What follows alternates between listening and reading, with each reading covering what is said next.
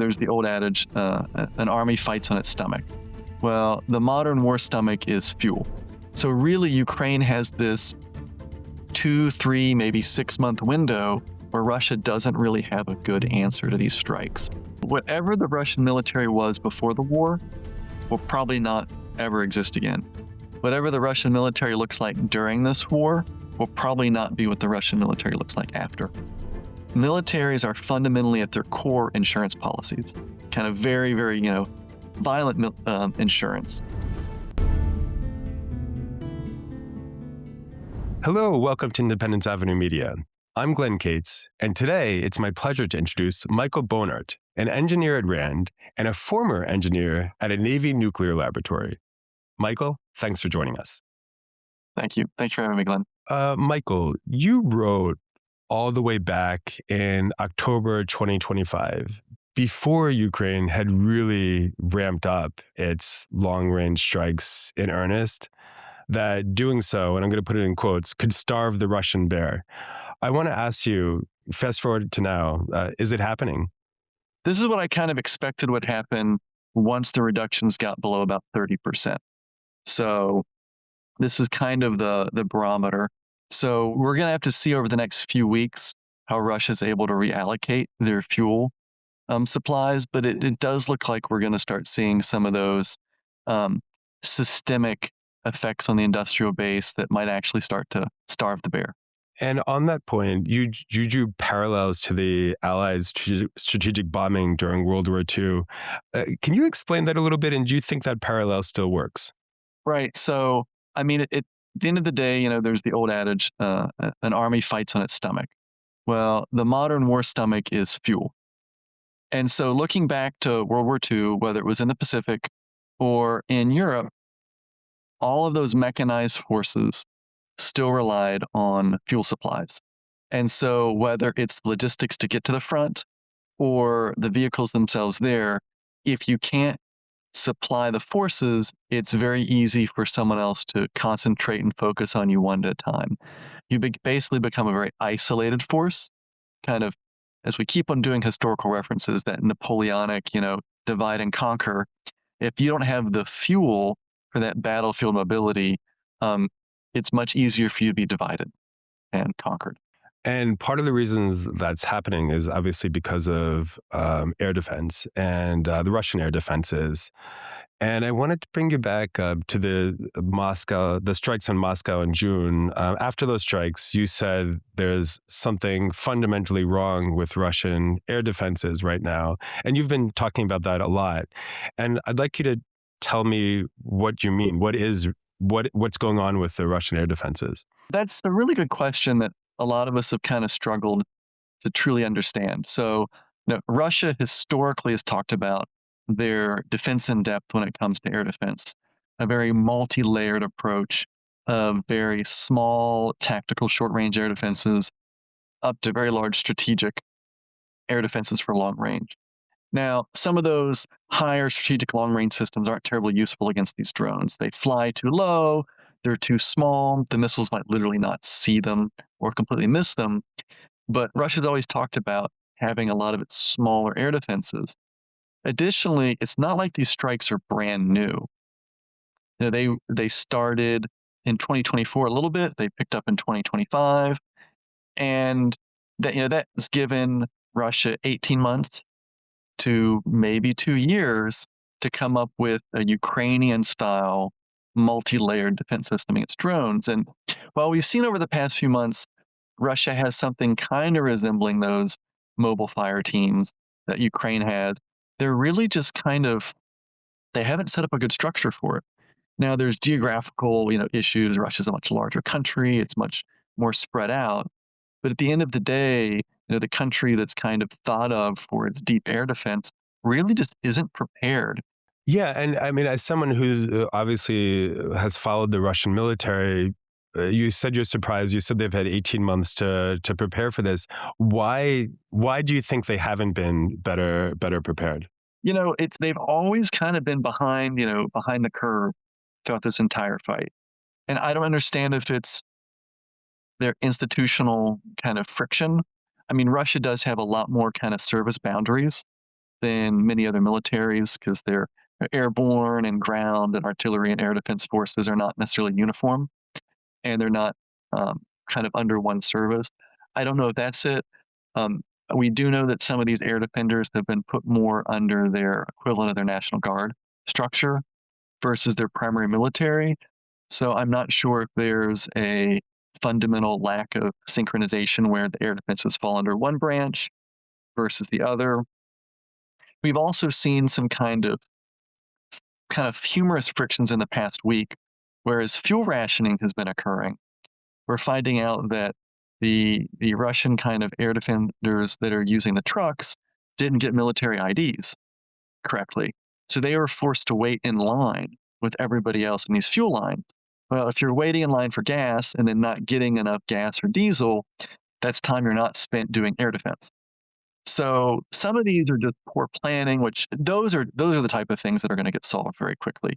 You know, someone's going to get an ID card, etc. But there's just all of these little bits and pieces that seem to be not polished. Now, it does appear there's kind of a structural issue in the Russian military and government as a whole, where you're always incentivized to look mediocre. Because if you're too good, you look like a threat to the person above you. But if you're completely incompetent, you're also the person that's kind of blamed for everything.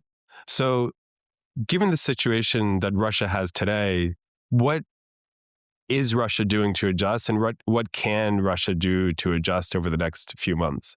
So over the next couple of months, Russia does have some what are called over the horizon radars.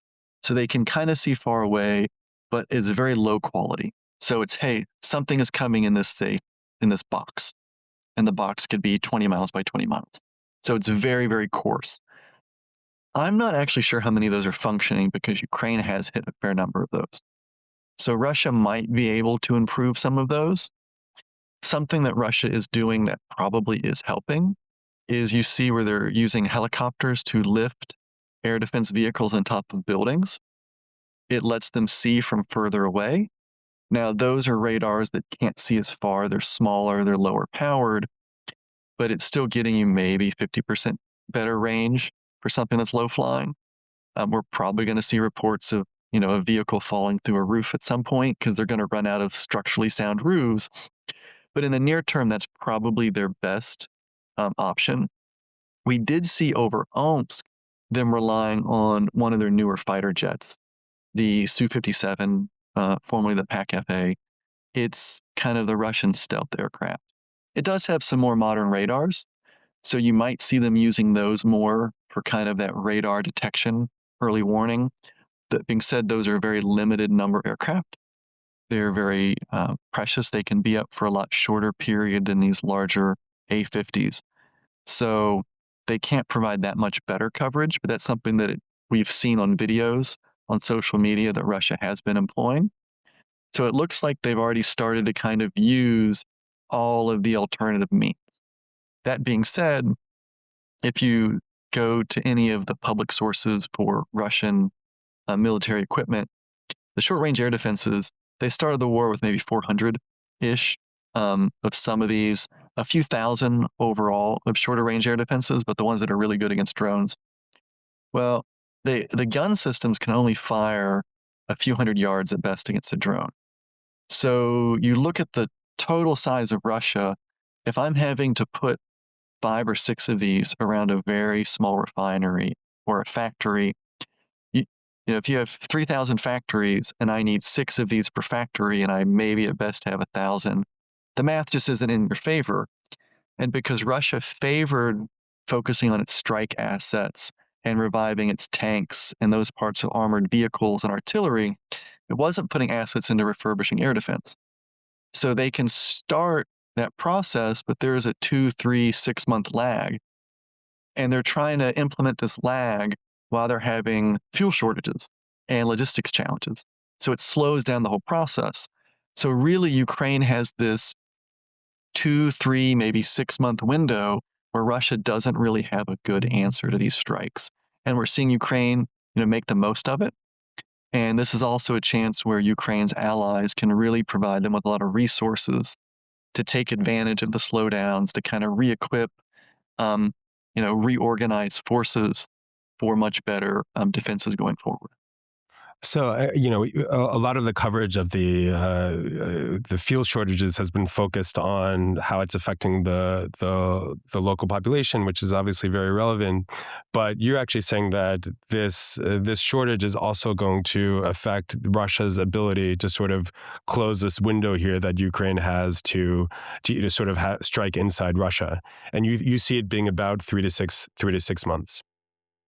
I mean, when you look at how the military innovation has been going for the past couple of years, once one side has a drone or a drone capability, within about 3 months, the other side has a counter to it. And that's pretty standard for about the past 130, 150 years of warfare, maybe even going back to like the 1850s. That kind of 3 month cycle time has been pretty close. Well, we've seen, the line of fuel for the cars. We've also seen lines of fuel for trucks. And so one of the problems you run into when you get into really severe fuel deficits is, let's say you have one factory at the end that assembles parts from four other factories. You might be in a situation where factories, suppliers one and three have enough fuel because they've bid for a lot of fuel. Factories two and four don't have fuel. So the parts from factories one and three make it to the final assembly facility, but two and four never do. So you can run into these asymmetries where a final assembly location has everything but one critical part. And there's actually a really good book about this. It's called iPencil, and it traces the whole production line from a pencil back to trees and rubber. Now multiply it by an air defense component that has 4,000 parts.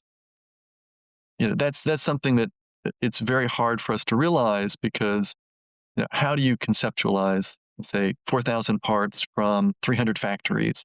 Each one is bidding for fuel, and even if you apply some prioritization system, one factory that makes screws might not get priority, and that's what you need to assemble all of the fancy equipment.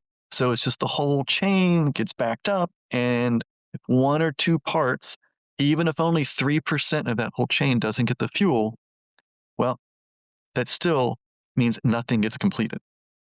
So I want to go to the other side of the ledger because obviously Kiev, as we all know, is having its own issues with protecting its skies, largely Russian missiles targeted at civilians.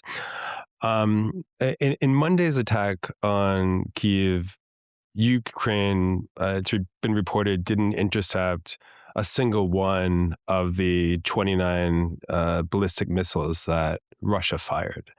The Ukrainian government has been very open that it desperately needs Patriot interceptors.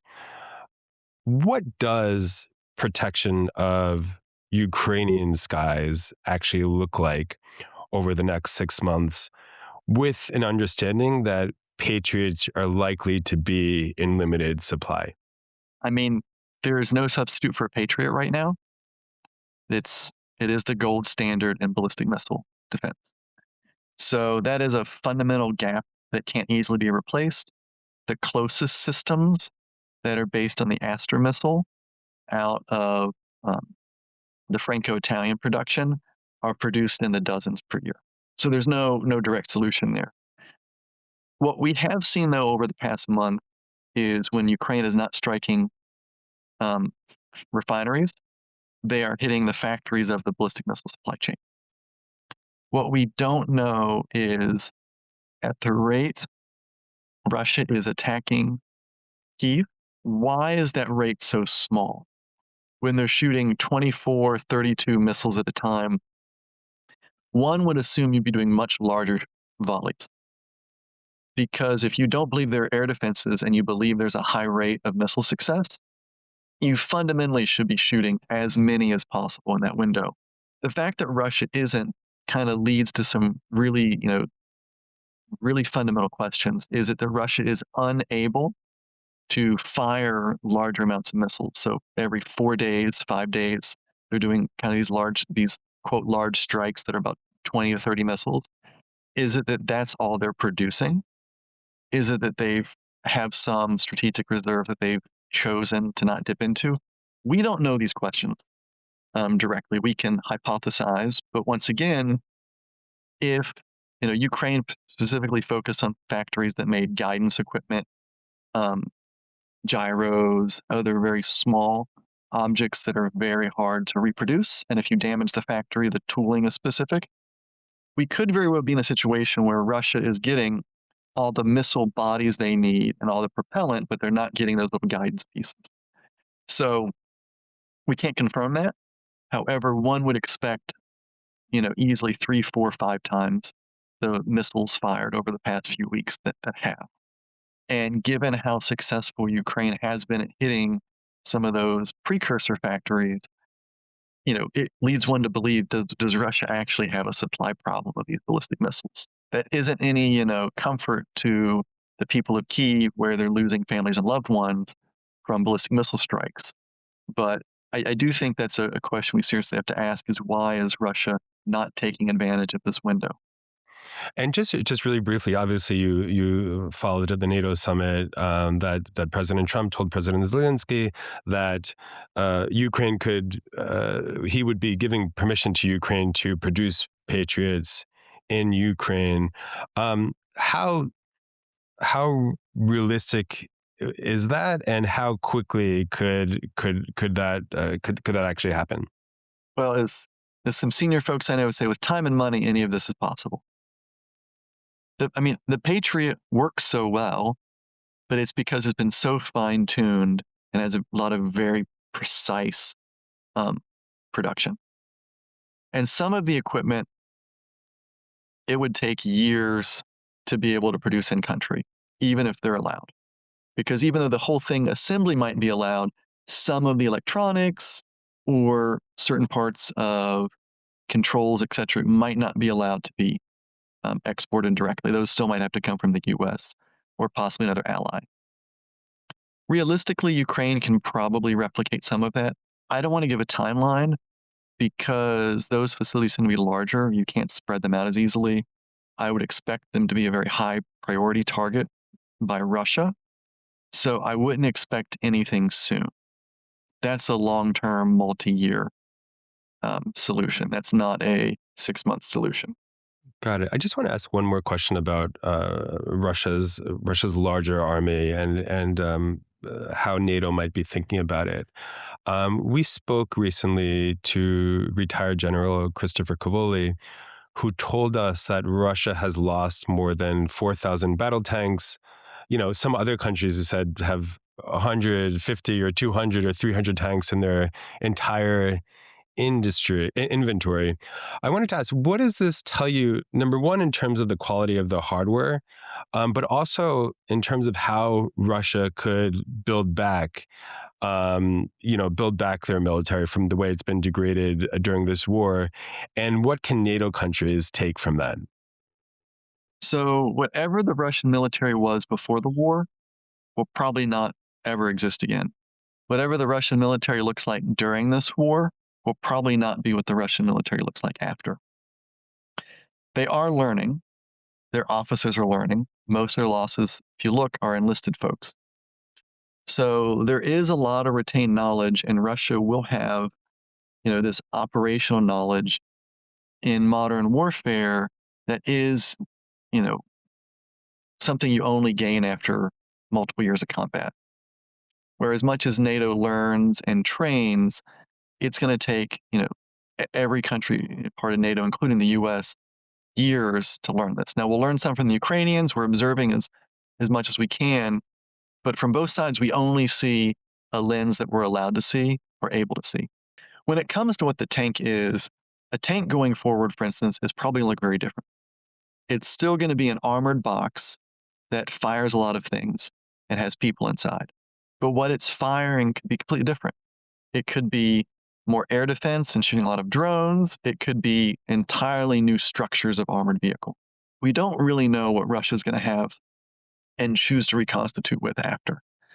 They're probably going to have a different suite of drones with lessons learned, a very different organizational structure. How they think through all their doctrine is probably going to be radically different. So all of the training that NATO has had to counter that Russian threat, is not going to be, completely new, but it's going to be a lot of relearning.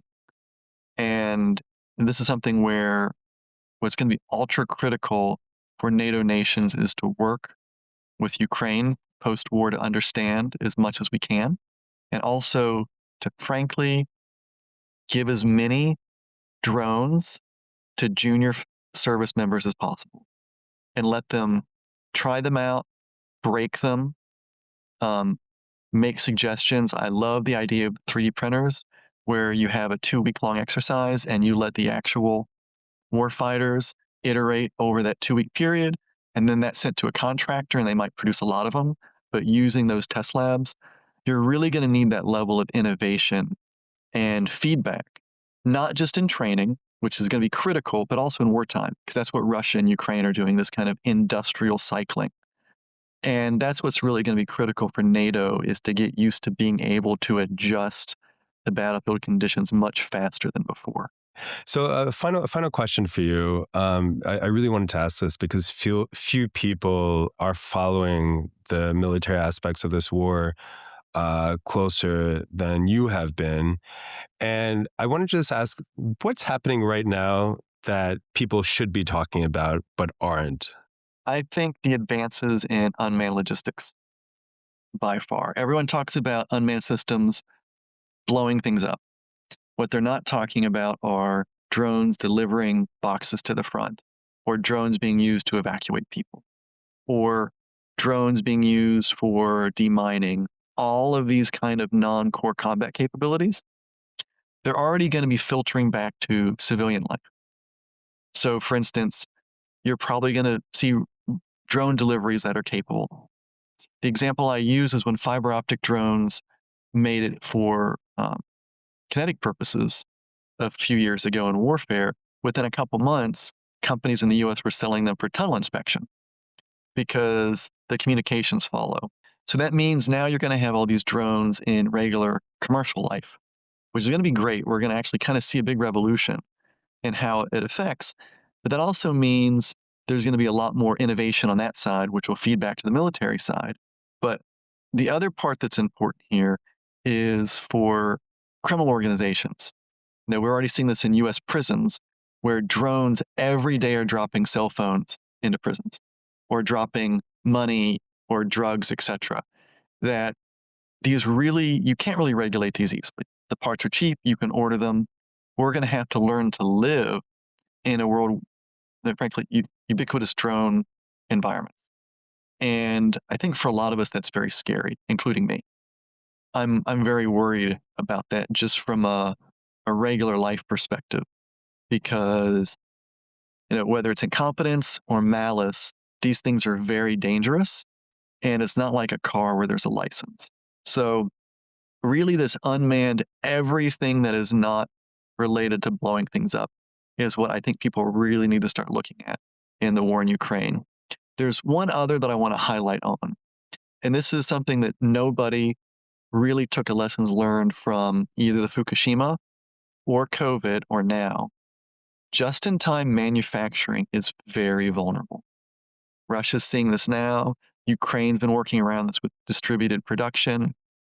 But this whole idea that I will always get my shipment in that 2 or 3 day window, whatever it needs, it didn't work in COVID. People died because of that.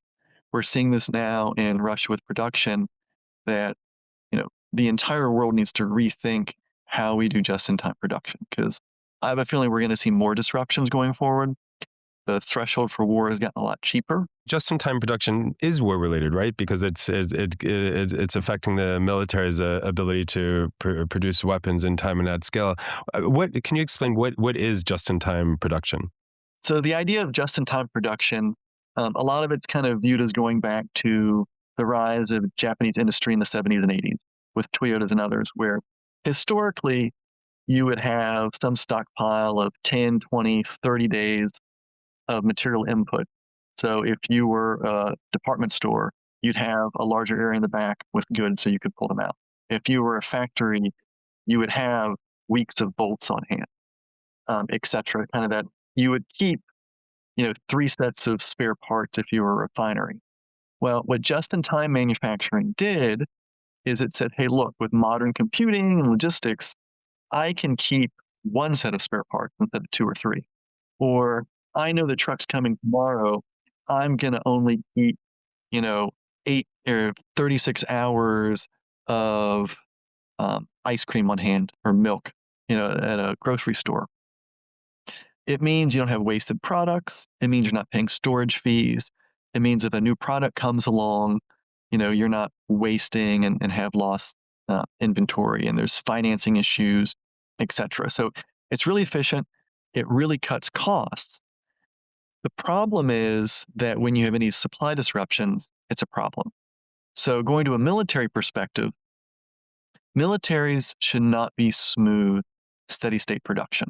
Militaries are fundamentally at their core insurance policies, kind of very, very, violent insurance. But the purpose of a military is to keep it for when you need it to defend yourself or for national aims. Well, if you're trying to do just in time production, that's also really hard to scale up or scale down. So just in time it's great for these long trends of relative stability, but it's very poor in handling shocks. And so when you get to warfare, where you have a really big need right away, you have all these shocks, you're going to have industrial base impacts. Not having that depth at factories means, okay, if I don't get my shipment, I don't produce. And so having this perpetual backlog is extra valuable to militaries.